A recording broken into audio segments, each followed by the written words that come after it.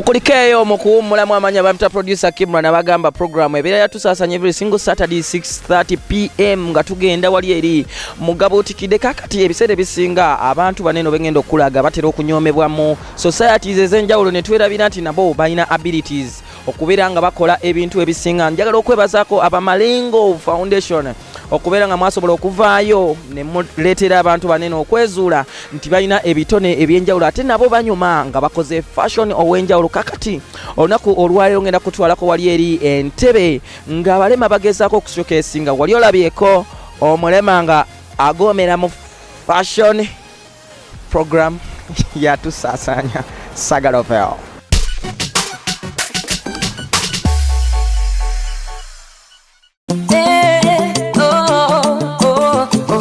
Papa asante kweli wewe ni Mungu.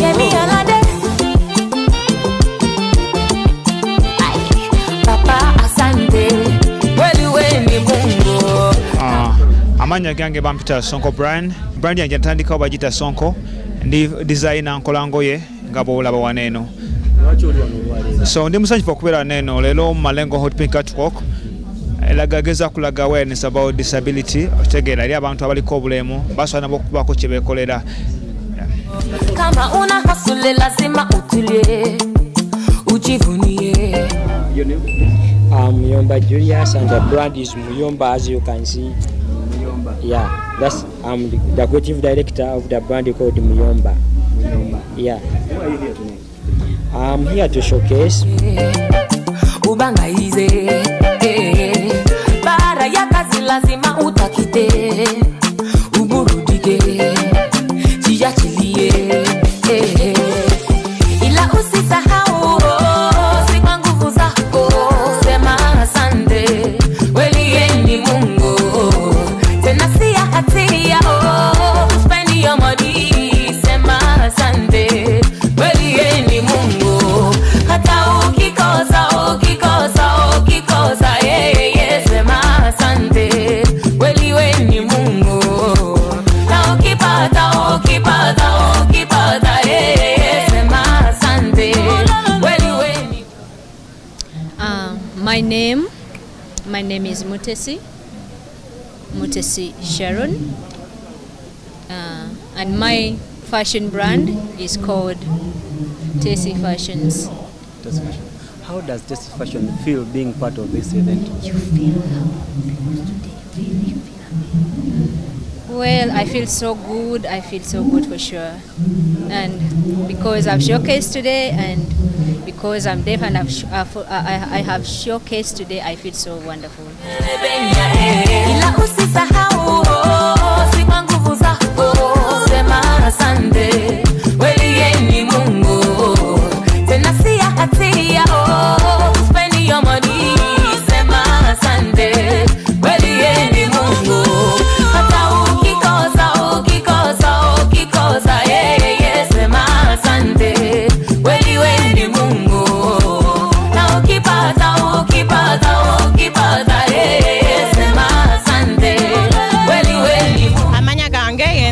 Basmaya ngaza kulira ebyempuliziganya mu kitongole kya Malengo Foundation.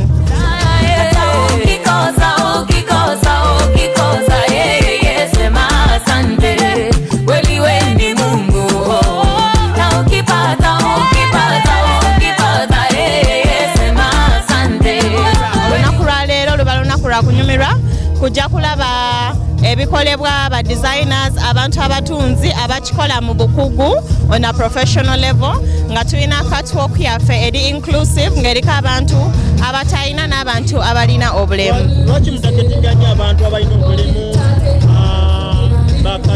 abatogera lwaki mutagetinganya abantu? Sabo target yaffe teri ku bantu bokka balina obulemu. N'ekintu kye nsobola okugamba abantu nti nno omuntu lekera olowooza nti oli muntu nnyo lwakubanga olina amaaso ate omuntu omulala si muntu nnyo lwakubanga talina maaso. Buli muntu ate buli muntu alina ky'asobola ne ky'atasobola kola. Wewe ni Mungu hata ukikosa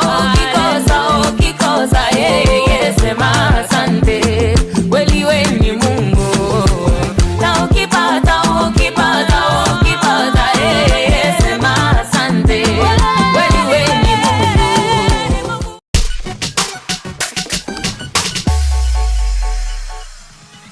bwe batya abalema bambi nabo basobola okubeera nga banyumirwa olunaku lwabwe olwo. Yes, nebazaako aba Malengo Foundation once again okubeera nga musobola okubereetera abantu abo okwekiririzaamu nti nabo basobola okubeera nga bakola ekyenjawulo out of their abilities. Nabasuubiza nti nyinayo Katikkiro olunaku olwaleero yabuuliridde abavubuka mwe abagenda okuva mu okubeera single nga mugenda kuwasa ng'aba Dickson camera person wange right now. Omukyalo ono bamuyita Juliana Kayaga Seremba eyabadde atongoza akatabo kano Becoming Mrs. James. Biki ebyabaddeyo?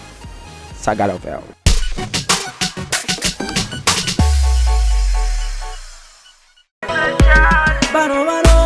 Bano bayagala nnyo cyayi mukalu tebawera bano bageya kamere mutoba mukulu abo bayagala kukwonona ekintu kyaffe bagala kukyonona abo tebafa mu kukwonona ekintu kyaffe bagala kukyonona oli kimera fukirira gwe kimera. Let us invite Mr. James to introduce the author. Balirira bwe mambuze bebisaba ndagirira nsomesa omukwano kuba kuyiga njigiriza. Ladies and gentlemen, I delight in the honor bestowed upon me to introduce the author of the book we are launching tonight. To welcome Mrs. Juliana Kayaga Seremba, also known as Mrs. James. Omukwano gwo gunjogeza obugambo sibye ku kikondolo yegwe nannyini mukwano nze nakufuna nafuna bulamu oli kamere mutamu. But I know, because we're short of time, I have only 2 questions, actually 3. In section 1 of the book, you wrote about leprosy and how singleness is seen as an infirmity. It's like leprosy, like no one wants to be single. What do we do about love niggers? Because, no, listen, on a serious note, Bambi, we don't want to be single, but them love niggers are out there to get us, right? Sisters say amen. Why did you write about love niggers? I wish you had a chapter about them. But I didn't write about them, but they are a reality as a part of the journey. But the reason why I wanted to challenge the norms is that people who are afraid to be single can choose to rather be single than be with a love nigger. Yeah, so that at least be with yourself than be with a love nigger. That is why. Wekitiibwa Charles Peter Mayiga, Katikkiro wa Buganda. Nsanyuse nnyo okubeera ku mukolo guno nga Juliana Kayaga Seremba atongoza ekitabo Becoming Mrs. James. Kirimu emiramu emikulu ennyo naddala abavubuka gye beetaaga mu Buganda ne mu Uganda yonna. Muvubuka oteekwa okusalawo biki byonoonya ku muntu gw'onoofumbirigwana naye ebintu nga 10 mu mutwe gwo biteekwa okubeeramu. Bw'aba ayinako 4 oyo awasika oba afumbirikika. We want to wish you a very, very Merry Christmas from us. May you always choose love, and as our hashtag goes, love always and be happy. Merry Christmas from Jules and James Seremba. Yes.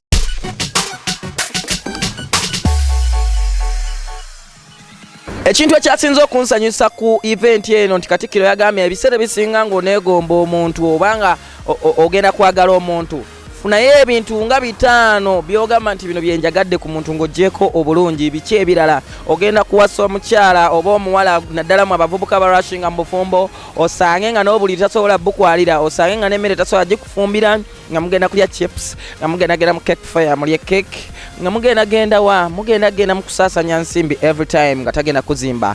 That is why wenkugambira nti weesibe 2 ng'ogenda okuwasa. However, challenges ng'ezo zibeeramu mu bufumbo eri mmwe abavubuka temubitya, musobola okubihandolinga because ebintu bijja with time, ebintu ogenda omanyira. Yes, ebizibu byoba nabyo ate kitaawo si by'abalina, ekitegeeza nti osobola okubi overcoming. Natasha, kano kagenda eri gwe awamu ne Dickson. Mbebaza nnyo mwena abadde ku program eyatusaasanya amanya nsigadde nze producer KIMRA.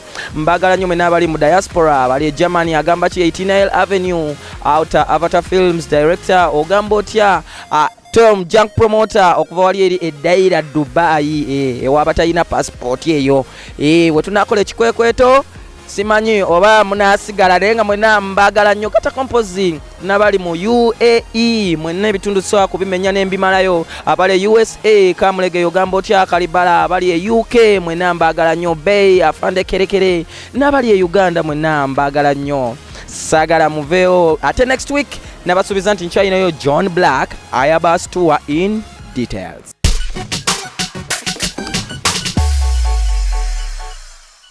Hello Uganda!